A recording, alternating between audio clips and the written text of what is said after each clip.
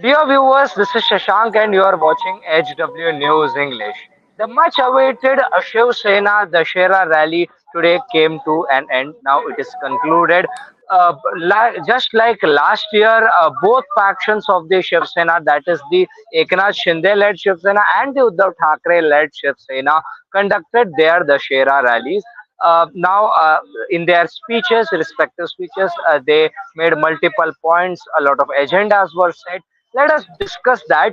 I was on ground from Dadar's Shivaji Park. I was tracking the Uddhav Thackeray rally, and our consultant editor, Mr.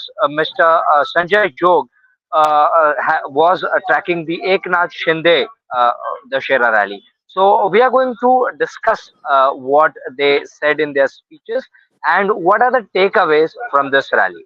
Sanjay sir, what I witnessed over here was that Mr. Uddhav, on the onset, he thanked Manoj Jarange Patil, the Maratha activist, for continuing his agitation. Also, today is the last day of the ultimatum, the date that Manoj Patil had given to the government to announce the reservation for the Maratha community. However, no comment from the government side has yet to come. There is no comment from the government yet. Besides this, one more thing which Uddhav multiple times used in his speech was he spoke about the dynasty politics. Very smartly, he said that in Hindu culture, it is a very common practice that father and son are from the same profession. So, what is the problem if the son is eligible for the position? He also gave the example of Chief Justice of India D.Y. Chandrachud, that D.Y. Chandrachud's father was the longest serving CGI of India. Mr. Y.V. Chandrachud was the CGI, and now Mr. Chandrachud, D.Y. Chandrachud is also the CGI. Besides this, Uddhav also multiple times challenged the government to announce for the elections. Surprisingly, regarding the disqualification petitions, he did not spoke much. Rather, he said that whenever you want to give the for the speaker, he said whenever you want to give the decision, you can give. But if you gave it, if the elections are announced before the decision, then it would be even better. The people of Maharashtra would themselves decide that who is the real Shiv Sena. Besides this, if you see, Uddhav Thackeray also slammed the government on the Gujarat, the projects from Maharashtra going to Gujarat. Also, the welcome the Pakistani team got during the World Cup. If you know, he also recalled the time when Mr. Bal Thackeray had opposed Pakistani cricketers from coming to India and playing the sport over here. Besides this, he also set the narrative for the upcoming Lok Sabha elections, because this is going to be the last Dussehra rally before this Lok Sabha election. Now, the new Lok Sabha, the next Dussehra rally will happen after the new Lok Sabha is in place. Now he said that whoever you bring to power, he appealed to the people that whoever you bring to power should be an alliance government. One party should not be given so much power. He also gave the examples of P.V. Narasimha Rao, Mr. Vajpayee, Mr. Manmohan Singh, the previous PMs who had a coalition government. Roughly, this was about what I experienced at the rally. Besides the speech, what I saw was a lot of people from a lot of Muslim community. People from Muslim community were present in large numbers to express support to Uddhav Thackeray. Now, if you see, this was not the case before the split. Last year also we saw it. This year I think even more we what we saw. Other than this, we also saw some visuals that Shiv Sainiks across Maharashtra had come here. Some had even bought tiffins from their homes. So there was no arrangements from the side of Shiv Sena for these Shiv Sainiks. Whatever they did, they did for their liking, their love for their party leader Uddhav Thackeray. So this is something. These visuals, these optics are very positive ahead of elections. Because these kind of uh, pictures are generally perceived positive for the opposition parties. Because if you see, Uddhav Thackeray has constantly been riding on the sympathy wave. Today, one more thing, he also listed out the work he did in COVID. During COVID, there was a lot of people from Maharashtra connected to him as a guy next door, as he used to call him, the Kutumba Pramukh, the, the head of the family. People looked up to him as a leader during COVID times. And he also said that this time around, what happened in Nanded, the same healthcare system was there. What he said about the police, what happened during the Maratha reservation time. So the same police was there when Uddhav Thackeray was in power. He never announced a lathi charge. So this was what I experienced at Uddhav Thackre's rally. Overall, around 1 hour he spoke, and I think it was worth the wait. It was a treat for the Shiv Senics who waited in the scorching heat.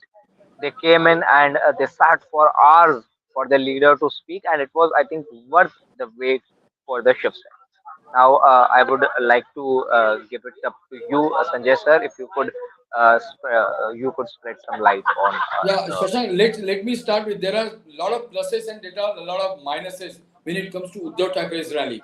The first, very interestingly, as expected, he wanted to charge up his Shiv Sainik. He wanted to instill the confidence. He wanted to tell them very firmly that even though he is out, he is certainly not down. He wants to fight, and he wants, all those Shiv Sainik, the hardcore Shiv Sainiks, to remain with him and accompany with him, basically to teach a lesson to quote unquote gaddars or traitors.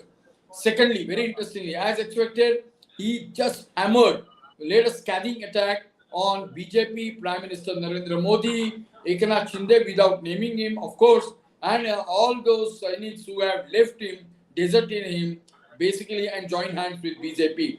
Thirdly, expected, he went on also, attacking both the BJP as well as Shinde, basically chasing Uddhav Thackeray and his team, those who have remained with him, and basically continuing with their roaring about holding series of probes and investigations. Some of them have already begun to fix them.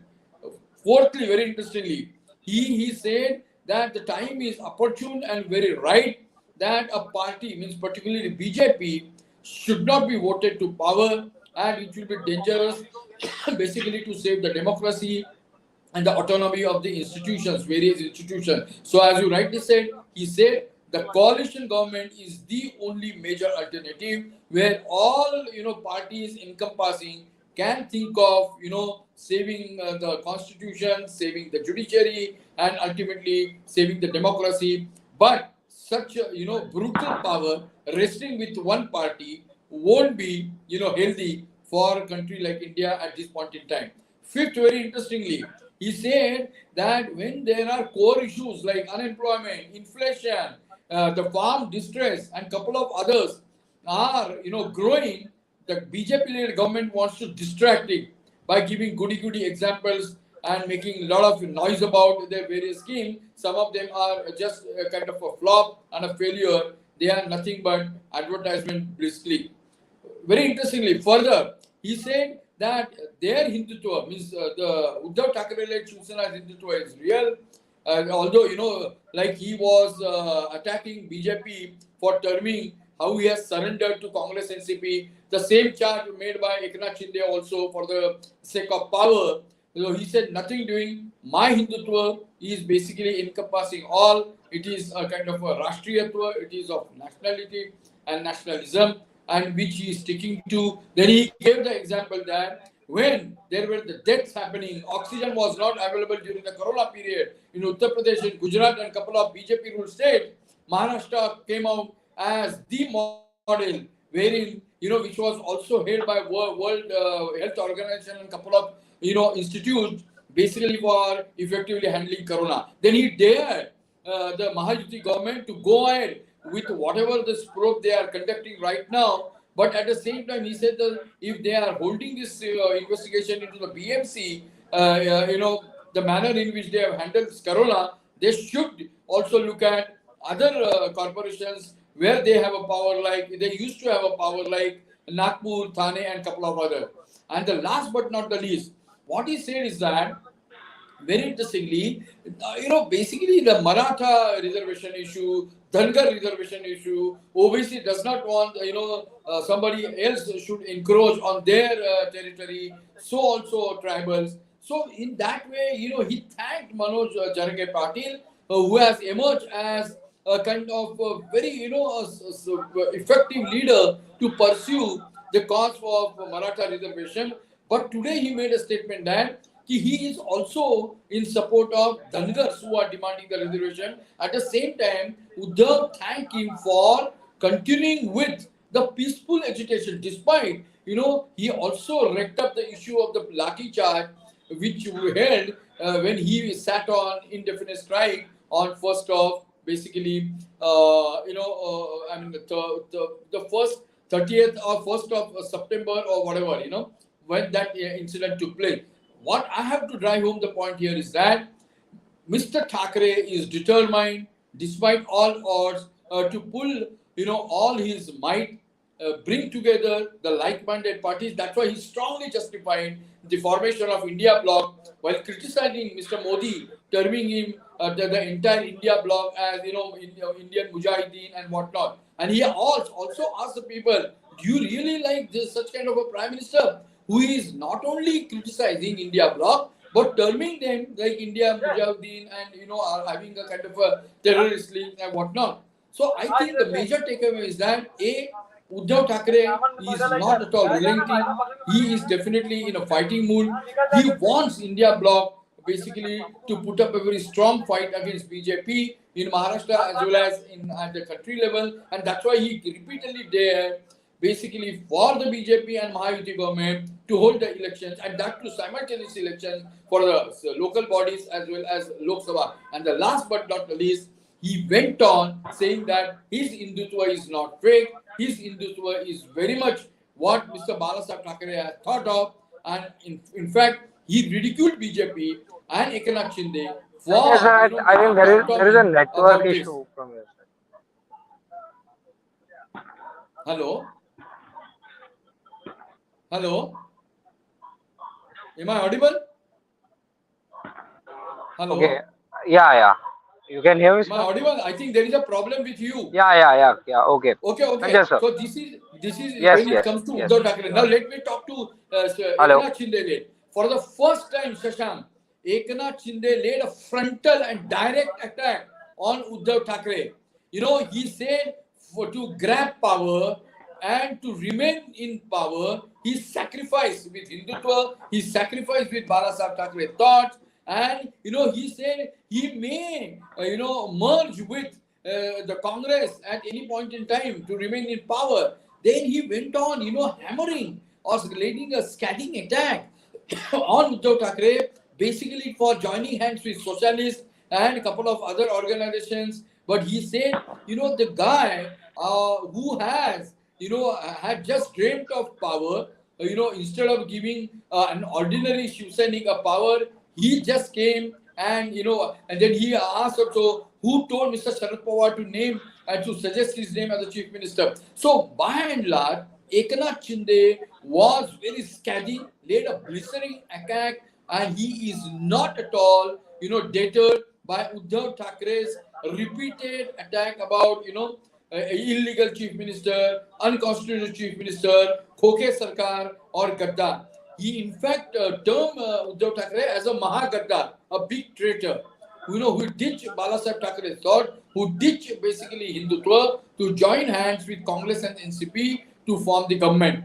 More than that, he, in between, he stopped his speech and went to the statue of Chhatrapati Shivaji and he swore in by Chhatrapati Shivaji, saying that, basically this is basically to counter or response in response to Manoj Jarange Patil's that call for indefinite strike until this Maratha reservation is provided. So he said, I am sworn by Chhatrapati Shivaji that this government is committed to provide Maratha reservation, which will stand the legal scrutiny. I think this is definitely something which is very important, gesture and optic that Eknath Shinde has given during this meeting, and which is quite interesting because today is the last day for that 40 days deadline which is over. From tomorrow, Jarange Patil is going to sit on indefinite strike. He has said either a victory procession will be taken out or his funeral. So by and large, Eknath Shinde was very vocal, very frontal in attacking, leading a frontal attack against Uddhav Thackeray and basically saying that the real Shiv Sena is gathered here while they are just, the Shiv Sena who are surrendered basically to remain in power or chasing power by joining hands with the Congress, NCP, Socialists, and what other party. And the last but not the least, Eknath Shinde said, he is the guy who has, basically going by Balasaheb Thackeray's teaching, and the thoughts, basically has taken a lot of, this thing, offenses on his head. And at the same time, he remained with Hindutva. He did not sacrifice with the Hindutva, and that's why he just left power basically and joined hands with the BJP because that was the mandate given by the voters after 2019 elections. On the other hand, Uddhav had just ditched that mandate and joined hands with Congress and CFP. So putting both the rallies together, I think this is in the run-up to the Lok Sabha election. A stage is set for more and more such, scathing attacks, claims and counterclaims that is going to be seen and witnessed by the voters in Maharashtra in the days to come. Sanjay sir, one more very interesting thing which I have observed is that Uddhav Thackeray is now raising more and more national issues. His approach is no longer limited to Maharashtra. He's like what he said that if you want to investigate, also investigate the PM CARES PM fund, scares, just not yes. yeah. So just not limit your investigation to the COVID alleged COVID scam BMC what they are investigating. Investigate PM CARES. He also he direct on a direct approach regarding the nepotism. Also, he said that we accept that if we are eligible and if we are doing for the welfare of Maharashtra, then what's wrong and what is happening at that side? Like he gave example without naming, he gave a lot of examples. Do you think that Uddhav is now aiming at a much larger picture, and there might be chances that he might fight a Lok Sabha seat or something of that sort? No, no, no, no, no, no, no. He, no doubt, that's why Sanjay Raut clearly said, the government of the day is going to be Shiv Sena led in Maharashtra, and also look at the national level, Shiv Sena will be playing a crucial role for the Exactly. formation of the next government. It's nothing, unnatural for Uddhav, basically to rake up the issues involving a national one at the same time hitting at the state issue. Thirdly, very interestingly, he has been directly taking on Prime Minister Narendra Modi. That is really, very interesting when it comes to Uddhav Thackeray basically positioning himself as one of the key players in the India bloc. And he has proved to be because he was a kind of a host for the India bloc meeting which held in Mumbai recently. Thirdly, very interestingly, Uddhav has been asking about, and basically questioning BJP's, basically policies to engineer splits in the opposition parties and grab power, but at the same time remain silent on the utilization and use of funds under the PM Care Fund. And also, he told the Shimsenik to stage Ghera of insurance companies. No, don't attack them, but to see that the farmers get the funds which they are unable to get because of some stringent norms and rules. So that way also he attacked the PM Kisan Fund insurance scheme, and also it's basically bringing the into the fore the nitty gritties which is not helping farmers but which is going against their interests. So, very interestingly, on the one hand, Uddhav is on a kind of a rampage, attacking BJP and Modi. On the other hand, interestingly, look at it.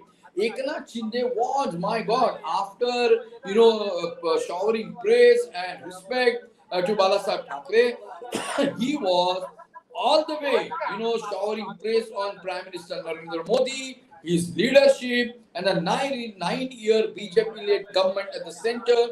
And he went on expressing very clearly that in 2024 election, it is Prime Minister Narendra Modi under his leadership, the new government will be formed, and Prime Minister Narendra Modi's leadership cannot be challenged, and that way he ridiculed Uddhav Thackeray and India Bloc. So it's very interesting in both the rallies, as I told and I also wrote today, the clear mood was basically to decide and to outline what will be the strategies in the run up to the Lok Sabha elections, how they are going to take on each other, and how Mahavikas Agadi in Maharashtra or India Bloc Agadi, and on the other hand, Mahayuti in case of Maharashtra and India at the national level are going to be pitted against each other to basically drive home their own points and increase their reach out to the voters. I think we'll have to wait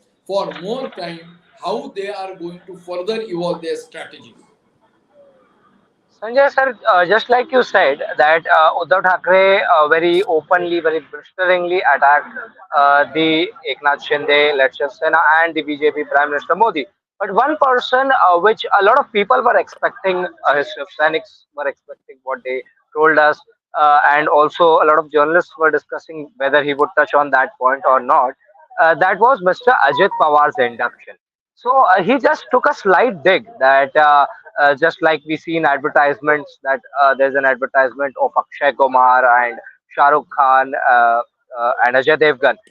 Just like we have three people, without naming, he said that they like Kamla Pasand and these people like Kamla. So that was a small dig. Besides that, nothing on Ajit Pawar. Nothing much on Ajay. One thing I think regarding the 70,000 crore scam he told. But no scathing attacks on Ajit Pawar. Why? No, no, Shashank, there is no point, attacking Ajit Pawar. For Uddhav Thackeray, the major target is BJP and Eknath Shinde. Ajit Pawar is a third, partner in the present Mahayuti government.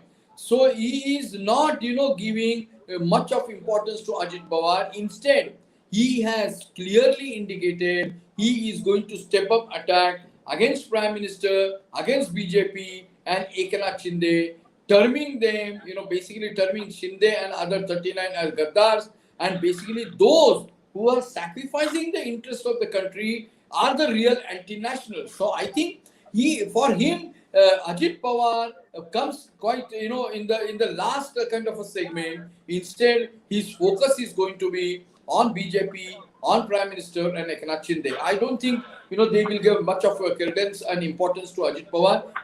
While on the other hand, Sanjay Raut had a dig. He claimed that very recently in the Prime Minister at his address in Madhya Pradesh had clearly wrecked up the issue of 70,000 crore irrigation scam and 25,000 crore scam in the Maharashtra State Cooperative Bank. But immediately after that, on July 2nd, Ajit along with 8 others were sworn in. So that's how he exposed, how BJP's claim of zero tolerance for corruption is, and how BJP instead is giving a shelter to the corrupt people, and it's like a washing machine that is being used. So by and large, for Uddhav, Ajit Pawar will come late. I mean, quite at the last this thing when it comes to criticizing this entire scheme of thing. But his target is going to be BJP, Modi, and Eknath Shinde.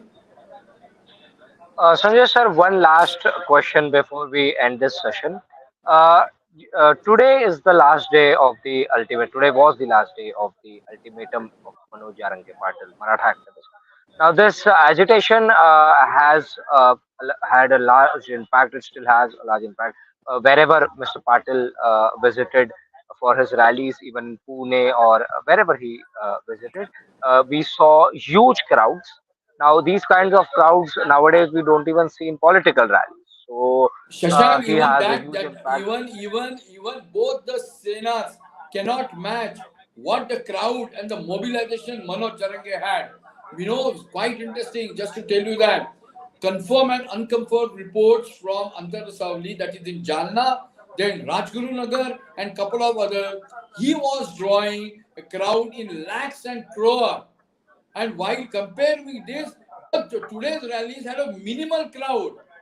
So, I mean, Manoj Jarange had just outsmarted, outspaced, both Shiv Sena led by Uddhav Thackeray as well as Eknath Shinde. And as you rightly say, right now, Manoj Jarange Patil is a kind of, a center of attraction and an attention for youth, for Maratha community people, and by and large, each and every party is keeping a close eye on his movement. You asked about today is the last day of that 40 days kind of a deadline that has been set. It is true. But look at today's statement. Mr. Fadnavis has made yesterday, that has been appeared by print Marathi papers, is that okay, government is committed to provide Maratha reservation, but it cannot be done in haste. Everybody knows that. There are angles and counter angles. Mr. Narayan Rane has clearly opposed giving, that could be certificate so that, the Marathas will be entitled to get this reservation kind of benefits. It's not. There is no unanimity within the government. One committee that Shinde led, Judge Shinde led committee is yet to come out with his report. On the other hand, the OBCs are not at all ready to compromise on, touching their reservation. On the other hand, Dhanigars, they want a reservation from tribal community, that quota, through which about 21 odd tribals recently made president of India, and also they held meeting in Mumbai, clearly giving a warning to the state government that they will not tolerate any kind of encroachment into their territory. So it's definitely a very kind of a challenging moment for Mahayuti government. And on the other hand, opposition will definitely try to reap the fruits out of it, because when MVA government was there, they were all the time targeted by BJP in particular, ridiculing that MVA government is not serious about the restoration of the Maratha quota, as well as the OBC reservation that is to be applicable in the local bodies, which ultimately was done after the Madhya Pradesh's result judgment came in from the Supreme Court. So by and large, Manoj Jarange Patil is going to call the shots in the coming days. But as I said, Mr. Shinde stepped, out basically from his for a little while from his speech, and took the oath in the name of Shivaji, Chhatrapati Shivaji, saying that he and the government is committed to provide Maratha reservation, but that will stand the legal scrutiny. So I think we'll have to wait and see how the situation will develop and evolve in the days to come. Whether there will be some kind of, the government of India's intervention that is expected, what the things will take shape, I think we'll have to see and wait and ultimately do our analysis. But one thing is very certain and sure: Manoj Jarange Patil is not at all ready to relent. Instead, he wants this entire issue to be resolved now and now. So we'll have to see how the government tackles the situation in the days to come. Also, Sanjay sir, Ajit Pawar yesterday in a speech said that just like Bihar, there should be a caste census in Maharashtra. So I don't think the BJP really likes that idea. So if you could No, Shashank, shed some this light is on quite interesting. I mean, BJP or Mr. Shinde would have not thought of Ajit Pawar. Considering some, he recently had a meeting about the Muslim reservation thing also. Some Muslim community leader, and he is giving a lot of, this thing kind of, gesture, saying that, he is in favor of restoration of Muslim reservation, basically in the educational sector. At the same time, when he made a statement about a caste-based census, I think it has, the both BJP and Shinde have got unaware That's quite unusual about Mr. Ajit Pawar, because he all the time goes on saying, even though they have joined hands with Shinde and Fadnavis, they have not sacrificed the thoughts of basically Shahu Phule Ambedkar. That is quite progressive thought when it comes to Maharashtra. So I think, but today again, Mr. Fadnavis has made a statement which has been carried by Marathi papers such that, fine, we will go ahead with the caste-based census, but what has happened in Bihar. So we are looking into certain anomalies and lapses when it was those who have come to the fore after this caste-based census had taken place. So by and large, even though Mr. Ajit Pawar has made this kind of a statement, which Congress and NCP has picked up, you are saying that it has to be done now and then, but it will take time. Whether they will be able to take a call ahead of Lok Sabha elections, that is to be seen, because that will be a kind of a turning point for Mahayuti government to take on MVA and counter them effectively. I think for that we'll have to wait, because nobody is in a position right now, neither Congress, sorry, in fact, neither BJP nor Shinde-led Shiv Sena or nor Ajit Pawar-led NCP are in a mood or in a kind of a position to say firmly that the government will go ahead with caste-based censor. But at least Ajit Pawar has initiated a kind of a debate within the government. That itself is an important development, and that we have to take a certain notice about that. So is it safe to say that Ajit Pawar's statement has landed the other two partners of the Mahayuti in a spot? I don't think so. In politics, if Mr. Pawar has made Ajit Pawar has made a statement, so he is also positioning himself in this entire scheme of things. He feels that he is neglected, because recently there were news that his wings have been clipped. The files that was clearing as finance minister, because deputy chief minister has no constitutional validity. He is simply just a minister, cabinet minister in the council of ministers, and he has to report to the chief minister. So the reports were that all the powers that his file will be clear and immediately will go to the chief minister. I think there is one thing which has come in now in between. It will be now routed to deputy chief minister Devendra Fadnavis, and then it will go to the chief minister. So by and large, he wants to definitely show and assert that, ki boss, as I have joined this government, my say will definitely matters, and my importance, his importance cannot be belittled. That could be one of the things behind Ajit Pawar making this statement. I think, Shashank, by and large, these are the scenarios which have emerged at today's two rallies, and I think we'll have to end with it, keeping the voters and people to remain alert and to what will be the scenarios that will emerge in the days to come. Okay. Thank you very much, Sanjay sir, for joining in. Viewers, Thanks, this Shashank. was our attempt. Viewers, this was our attempt to bring out some of the takeaways from both the Shinde-led Shiv Sena's Dussehra rally and Uddhav Thackeray's Dussehra rally. We hope we could provide you with insights. The entire live stream has also happened on our channel, which you can also view. We are going to keep you posted on any updates in Maharashtra. But for that, you have to subscribe to HW News English. If you need any analysis on Maharashtra politics, then you can let us know in the comment section. We can discuss with our consultant editor, Mr. Sanjay Jo. Thank you. Thank you.